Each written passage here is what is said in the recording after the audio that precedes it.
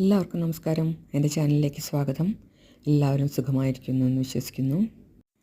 ഇന്നലെ നമ്മൾ വായിച്ചു നിർത്തിയത് ബോബ് ഡോയിലിൻ്റെ വാക്കുകളാണ്.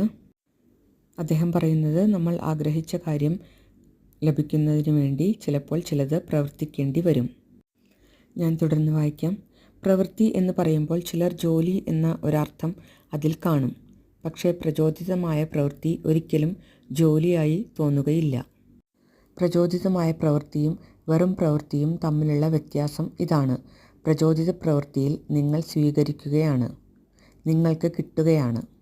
നിങ്ങളുടെ പ്രവൃത്തി കൊണ്ട് നിങ്ങൾ അത് സംഭവിപ്പിക്കാൻ വേണ്ടി ശ്രമിക്കുകയാണെങ്കിൽ നിങ്ങൾ പുറകോട്ടാണ് പോകുന്നത്. പ്രചോദിതമായ പ്രവൃത്തി അനായാസമായിരിക്കും, ആഹ്ലാദകരമായിരിക്കും. കാരണം നിങ്ങൾ സ്വീകരിക്കലിൻ്റെ തരംഗദൈർഘ്യത്തിലാണ്. ജീവിതം അതിവേഗത്തിൽ പ്രവഹിക്കുന്ന ഒരു നദിയാണെന്ന് കരുതുക.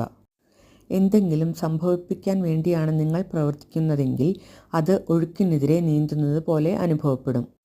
അത് വളരെ ദുഷ്കരമായിരിക്കും. നിങ്ങളുടെ പ്രവൃത്തി പ്രപഞ്ചം നൽകുന്നത് സ്വീകരിക്കാൻ വേണ്ടിയാണെങ്കിൽ നിങ്ങൾ നദിയുടെ പ്രവാഹത്തോടൊപ്പം ഒഴുകുന്ന പോലെയാണ്. അനായാസമായിരിക്കും. അതാണ് പ്രചോദിതമായ പ്രവൃത്തി അനുഭവം.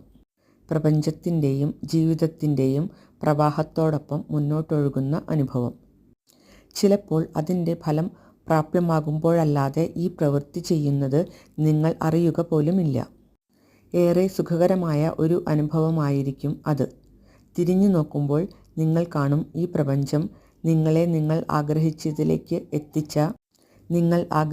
നിങ്ങളിലേക്ക് എത്തിച്ച ആ വിസ്മയവും അതിൻ്റെ ഉത്ഭവസ്ഥാനവും. ഡോക്ടർ ജോ വിറ്റാലെ പറയുന്നത് ഇങ്ങനെയാണ്: പ്രപഞ്ചം വേഗത ഇഷ്ടപ്പെടുന്നു. വൈകിക്കരുത്, വീണ്ടും ആലോചിക്കാൻ നിൽക്കരുത്. സന്ദർഭമുള്ളപ്പോൾ, പ്രേരണ തോന്നുമ്പോൾ, ഉള്ളുണർവ് നിങ്ങളെ തട്ടി വിളിക്കുമ്പോൾ പ്രവർത്തിക്കുക.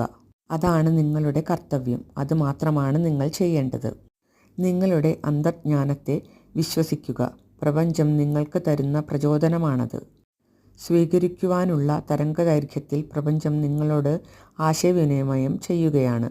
ഉള്ളുണർവിൻ്റെയോ അന്തർജ്ഞാനത്തിൻ്റെയോ വികാരം അനുഭവപ്പെട്ടാൽ അതിനെ പിന്തുടരുക.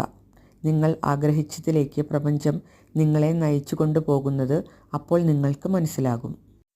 ബോബ് പ്രോക്ടർ ഇങ്ങനെ പറയുന്നു: നിങ്ങൾക്ക് ആവശ്യമുള്ളതിനെയെല്ലാം നിങ്ങൾ ആകർഷിക്കും. പണമാണ് നിങ്ങൾക്ക് ആവശ്യമെങ്കിൽ നിങ്ങൾ പണത്തെ ആകർഷിക്കും. ആളുകളെയാണ് ആവശ്യമെങ്കിൽ ആളുകളെ. ഒരു പുസ്തകമാണ് വേണ്ടതെങ്കിൽ അതിനെ നിങ്ങൾ ആകർഷിക്കും. എന്തിനെയാണ് നിങ്ങൾ ആകർഷിക്കുന്നത് എന്ന് ശ്രദ്ധിക്കണം. ഇതിൻ്റെ ബാക്കി ഞാൻ നാളെ വായിക്കുന്നതായിരിക്കും. ഇത്രയും നേരം എന്നെ കേട്ട എല്ലാവർക്കും നന്ദി.